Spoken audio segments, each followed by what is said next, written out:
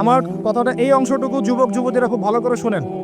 দিনী বোন যাদের বয়স হায়েজ হয়ে গেছে, যাদের হায়েজ হয়েছে এখান থেকে শুরু করে সবাই, যারা বালেগ হয়েছে আমরা ছেলেরা সবাই ভালো করে কথাটা শুনেন। বাংলাদেশে পিছন থেকে একটা নতুন সমস্যা রাইজ করতেছে। সমস্যাটা হচ্ছে, এমনিতেই আমাদের ছেলে মেয়েদের মধ্যে হারাম সম্পর্ক ছিল। এর স্কুলে কলেজে বিশ্ববিদ্যালয়ে যাচ্ছে, ফ্রি মিক্সিংয়ে পড়াশোনা করছে, বাসায় পর্ন দেখছে, ওখানে গিয়ে মেয়ের সাথে হারাম সম্পর্ক হচ্ছে, তারপরে প্রেমের সম্পর্কের নামে জেনা হয়ে যাচ্ছে, জেনা হওয়ার পরে ছেঁকা খেয়ে মাদক, তারপরে গান বাজনা বাদ্যযন্ত্র ইত্যাদি ইত্যাদি, জীবনটা শেষ। এদিকে ওই ব্যভিচারী মেয়েরা কারো কারো ঘরে যাচ্ছে, তারা আমাকে বলতে দেন, ব্যভিচারী মেয়েরা কারো কারো ঘরে যাচ্ছে, ওদেরকে নিয়ে আপনারা আবার সংসার করতেছি। এই হচ্ছে না সিচুয়েশন। একজনের 5টা গার্লফ্রেন্ড, একজনের 4টা গার্লফ্রেন্ড, আরেকজনের 3টা বয়ফ্রেন্ড, 4টা বয়ফ্রেন্ড, এই ধাপগুলো পার হয়ে হয়ে এরা সংসারের জীবনে আসতেছে যখন বয়স হয়ে যাচ্ছে 25-30। সমস্যা কিন্তু এটা ম্যাক্সিমাম সবার ক্ষেত্রে হচ্ছে বলবো না, অনেক একটা বড় অংশ এই সমস্যা ফেস করতেছে। এর মধ্যে এই ফ্রি মিক্সিং এর মধ্যে শুরু হয়েছে নতুন একটা জিনিস, যে ভালোবাসার আবার লিঙ্গ কি। ভালোবাসার আবার এখানেই শুরু হয়েছে ছেলে ছেলে জেনা করা এবং মেয়ে মেয়ে জেনা করা। ছেলে ছেলে জেনা করা আর কি বললাম বলেন, মেয়ে মেয়ে জেনা করা, নাউজুবিল্লাহ। এটা কমে লুত, এর শাস্তি আসবে যদি আমরা তওবা করে ফিরে না আসি। এর উপরে এখন শুরু হয়েছে ভালোবাসার আবার ধর্ম কি। ভালোবাসার আবার, আমার সাথে বলেন কি বললাম, ভালোবাসার আবার, এদিকে মনোযোগ দেন, ভালোবাসার আবার কি, ভালোবাসার আবার কি। এই কথাটা, এই স্লোগানটা দিয়ে কি করা হচ্ছে আপনারা শুনেন। অমুসলিম ছেলে মুসলিম মেয়ের সাথে প্রেম করতেছে, অমুসলিম ছেলে মুসলিম মেয়ের সাথে প্রেম করতেছে, বলতেছে ভালোবাসার আবার ধর্ম কি। তুমি আমি একে অপরকে মহব্বত করি, ভালোবাসি, এর মধ্যে ধর্ম আসবে কেন? বলছে তুমি আমার ধর্মে দীক্ষিত হয়ে যাও, অথবা আমি তোমার ধর্ম কবুল করে মুসলমান হয়ে যাব। এই মিথ্যা কথাগুলো প্রলোভন দিয়ে এখানে ওখানে পার্কে নিয়ে গিয়ে চটপটি ফুচকা খাওয়ায়, কফি শপে নিয়ে গিয়ে এভাবে আস্তে আস্তে আস্তে আস্তে মেয়েদেরকে লাইনে নিয়ে আসতেছে। আনার পরে শোনেন, কথা আগে শুনেন, বুঝেন। আপনি ঠিক বললেও ঠিক, এটা না বললেও ঠিক, চলতেছে এটাই সমাজে। এখন কথা হচ্ছে, আমরা যদি আমাদের বোনদের ইজ্জতকে বাঁচাইতে চাই, এই বিষয়টা সম্পর্কে সচেতন থাকতে হবে। মেয়েদেরকে ফাসলিয়ে এভাবে প্রেমের জালে ফেলে শেষমেশ বেড়ে নিয়ে গিয়ে ধর্ষণ বা গণধর্ষণ করে মেয়ের ওই ওভারির মধ্যে ওদের বীর্যপাত করে দিয়ে ওই ছেলেটার কোনো খবর পাওয়া যায় না, লাপাত্তা হয়ে যায়।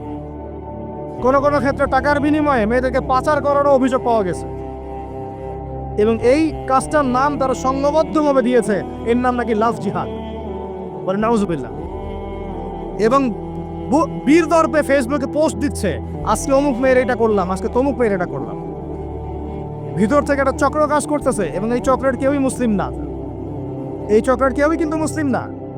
বাইরে আবার পরিচয় দিতে পারে যে আমি মুসলিম, আমার নাম অমুক, নাম পরিবর্তন করে মুসলিম মেয়েদেরকে ফাসলিয়ে এই জেনার ফাঁদে ফেলে ওর পিছনে কিছু টাকা খরচ করে, কিছু সময় দিয়ে ওকে প্রয়োজনে ঘুমের ওষুধ খাওয়ায়, প্রয়োজনে আবার জাদুটোনা করে, বান মারে, ওকে ওকে তাবিজ কবজ করে বিছনায় নিয়ে এসে ধর্ষণ বা গণধর্ষণ করে ওই ভিডিওগুলো দিয়ে পরে ওকে ব্ল্যাকমেইল করে, পরে ওর কাছ থেকে টাকা খাওয়া শুরু করে।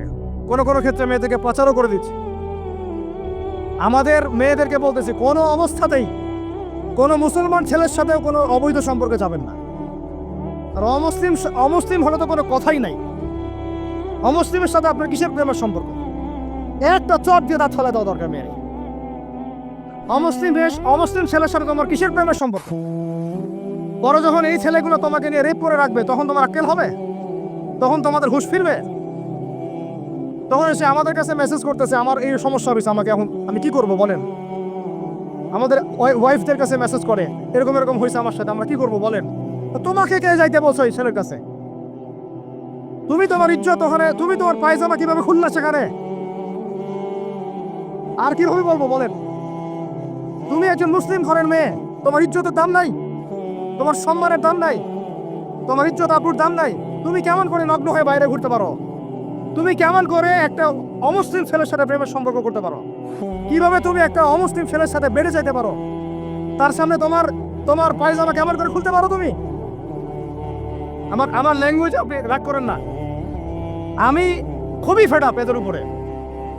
একটা মেয়ে একটা মুসলিম ছেলের কাছেই তো যাইতে পারবে না অবৈধভাবে। যাইতে হইলে তোমার শর্ত তিনটা: বিয়ে করতে হবে, বালেগ হইতে হবে, সাক্ষী থাকতে হবে, মোহর দিতে হবে, তারপর যাইতে পারবে তুমি। মুসলিম তো মুসলিম করতে করতে এখন অমুসলিমদের সাথে প্রেম করা শুরু করছো। আর যখন অমুসলিমদের দ্বারা তোমরা ধর্ষিত হচ্ছ, তোমাদেরকে পাচার করতেছে, তখন বলে এসে আমাদের কাছে চিঠি লেখো যে আমরা এখন কি করব। এদের কি ভাইয়া নাই? বাসায় কি বাবা নাই? বাসায় ভাই নাই? এই চক্র থেকে সাবধান থাকেন। আর আমাদের সমাজে যারা দায়িত্বশীল, রাষ্ট্রের যারা দায়িত্বশীল, যারা উপরের লেভেলে আছেন, এই বিষয়গুলোর উপর কঠিন দৃষ্টি দেওয়ার জন্য আমি রিকোয়েস্ট করব। আমরা কিন্তু কোনো ধর্মের মানুষের সাথে কোনো দ্বন্দ্ব চাই না। চাই আমরা যে 50-60 বছর থেকে একসাথে বসবাস করতেছি, আমরা কি কোনোদিন কারোর সাথে মারামারি করছি? কোনোদিন দেখছেন যে খ্রিস্টান মুসলিম মারামারি হচ্ছে, ইহুদি মুসলিম মারামারি হচ্ছে বাংলাদেশে, হিন্দু মুসলিম মারামারি হচ্ছে বাংলাদেশে? দেখেছেন কখনো? এখন কি নতুন করে শুরু হলো এগুলা? আল্লাহ রাব্বুল আলামিন আমাদের দ্বীনি ভাইদেরকে বুঝদান করেন, বোনদেরকে বুঝদান করেন। কোনো অবস্থাতেই মেয়েদেরকে আপনি এভাবে ছেড়ে দিয়েন না বাইরে। কোনো অবস্থাতেই একটা মেয়ের হাতে অকালে মোবাইল ফোন তুলে দিয়েন না। কোথায় যাচ্ছে খোঁজ রাখেন, কার সাথে মিশছে খোঁজ রাখেন। একটা বাড়ির সম্মান নষ্ট হয়ে গেলে কখনো ফিরে আসে না। একটা মেয়েকে অপহরণ করেছিল রাজা দাহির, মুসলিম মেয়েকে। সেই ইজ্জতের বদলা নেওয়ার জন্যে 17 জন ঘোড়সাওয়ার নিয়ে, কতজন? মাত্র 17 জন ঘোড়সাওয়ার নিয়ে মোহাম্মদ বিন কাসিম এই সিন্ধুর রাজা দাহিরকে আক্রমণ করে ওই জায়গায় পরাজিত করেছিল। একটা মেয়েকে নিয়ে ঘটনা ঘটেছিল। আমাদের বোনের ইজ্জতের এত বড় দাম। একজন নারী, শোনেন, একজন নারী বনু কাইনুকার বাজারে গিয়েছিলেন তার প্রয়োজনে। ইহুদি তার শ্লীলতাহানি করেছে, তার সতর খুলে দিয়েছিল একজন ইহুদি। এটা দেখে একজন মুসলিম ভাই সেখানে থাকতে না পারে ওই ইহুদির গর্দান নামিয়ে দেয়। এই ইস্যুকে কেন্দ্র করে ইহুদিরা মিলে ওই ভাইকে শহীদ করে। তখন ওই বাজারে ওই ভাই ছাড়া আর কেউ ছিল না, একজনই ভাই ছিল।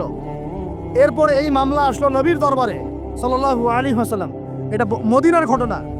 নবী সাল্লাল্লাহু আলাইহি ওয়াসাল্লাম ওই সাহাবীকে তো দোষারোপ করেনই নাই, ওই সাহাবীকে দোষারোপ করেন নাই, বরং নিজে বর্ম পরে অন্য সাহাবীদেরকে বলেছেন তোমরা বের হও, আমরা বনু কাইনুকা আক্রমণ করবো, ওকে এখান থেকে বের করে দেব। একজন দিনী বোনের ইজ্জতের বদলা নেওয়ার জন্য পুরো বনু কাইনুকার ইহুদিদের সাথে যুদ্ধ হয়েছে। আর আমাদের বোনরা স্বেচ্ছায় ইজ্জত বিলি দিচ্ছ। তোমরা হচ্ছে মাটির তলে চলে যাও, তোমাদের বেঁচে থাকাচ্ছে মাটির তলে চলে যাও। তোমরা নিজেরা স্বেচ্ছায় ইজ্জতের বিসর্জন দিচ্ছ। আমি ইয়াং ছেলেপেলেদেরকে বলছি, ভাই, আমরা আসছি আল্লাহর ইবাদত করতে, এখানে আল্লাহর দিনকে জিন্দা করতে, আল্লাহর দিনকে সমাজে কায়েম করতে। জিনার সাথে আমাদের কি সম্পর্ক থাকতে পারে? পর্নের সাথে আমার আপনার কি সম্পর্ক থাকতে পারে? আপনার আমার এরকম হারাম সম্পর্কের সাথে কি সম্পর্ক থাকতে পারে? এগুলো কোনো অবস্থাতে আমরা ধার কাছে যাবো না ইনশাআল্লাহ। আল্লাহ রাব্বুল আলামিন আমাদের ভাইদেরকে বুঝদান করেন, বোনদেরকে বুঝদান করেন। আমি যা বলেছি আমাকে আমল করার তৌফিক দান করেন, আপনাদের সবাইকে আমল করার তৌফিক দান করেন।